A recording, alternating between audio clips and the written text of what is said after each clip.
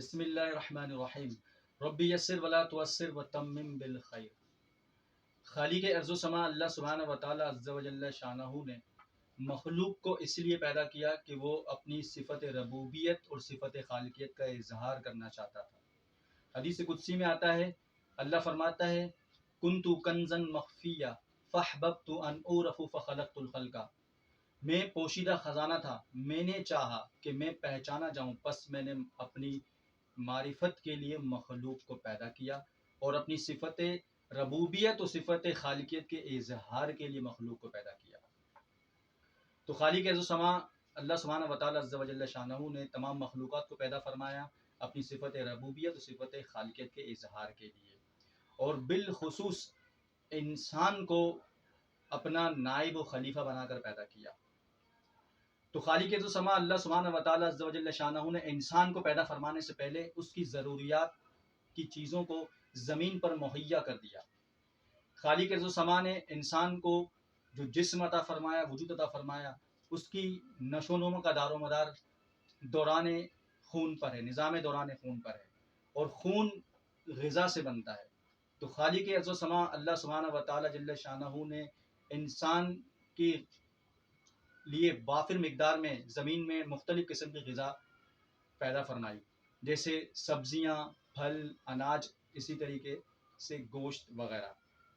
تو خالق ارض و سما اللہ سبحانہ و تعالی جل شانہ نے ہوا میں اڑنے والے ان پرندوں کو حلال فرمایا جن کی جبلت میں، جن کی فطرت میں درندگی نہیں تھی، جیسے چیل، باز، کوا، گدھ۔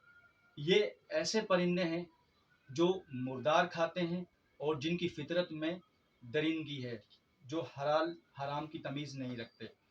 تو ایسے جانور خالق ارض و سما اللہ سبحانہ و تعالی عز و جل شانہ نے حرام فرمائے ہیں۔ انہی پرندوں کو حلال فرمایا ہے جن میں درندگی نہیں ہے، جن میں حرام کھانے کی جبلت نہیں ہے۔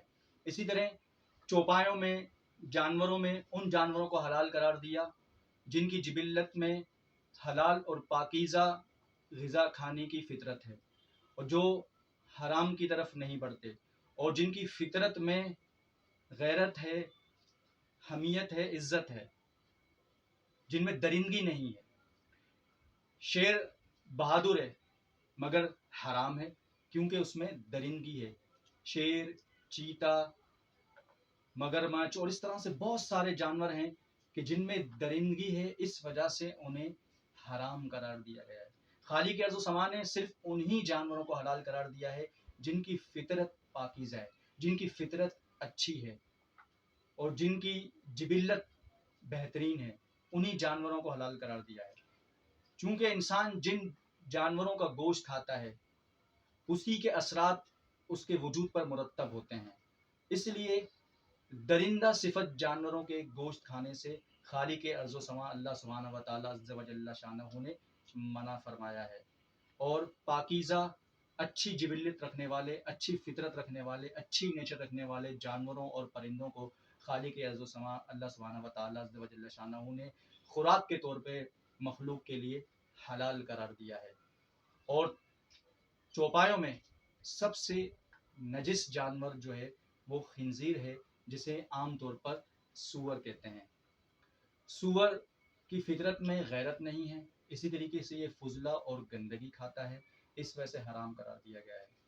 اگر آپ چاہتے ہیں کہ آپ کے بچے فرما بردار ہوں اور ان کی فطرت صحیح سمت کی طرف گامزن ہو، تو اپنے بچوں کو ہر اس شے سے بچائیے، ہر اس خوراک سے بچائیے جس میں خنزیر کے اجزاء شامل ہیں۔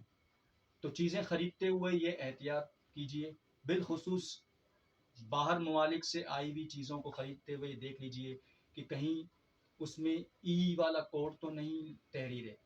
زیادہ تر ای والا کوڈ جو ہے وہ خنزیر کے اجزاء پر مشتمل ہوتا ہے۔ تو خنزیر کے اجزاء پر مشتمل کوڈ کی جانچ پڑتال کے لیے گوگل پر سرچ کیجیے، اور جن اشیاء میں خنزیر کے اجزاء شامل ہوں انہیں استعمال نہ کیجیے، کہ خنزیر کو اللہ تعالیٰ نے فضلہ کھانے کے لیے، گندگی کھانے کے لیے بنایا ہے، اور وہ انسان کی خوراک نہیں ہے۔ تو خنزیر کے گوشت سے بچیے، اپنی نسلوں کو بچائیے اور اپنے ایمان کی عزت آبرو کی حفاظت فرمائیے اور درندگی سے محفوظ ہو جائیے۔ خالق ارض و سما ہمیں حلال کھانے کی توفیق عطا فرمائے۔ آمین۔ وما علینا الا البلاغ المبین۔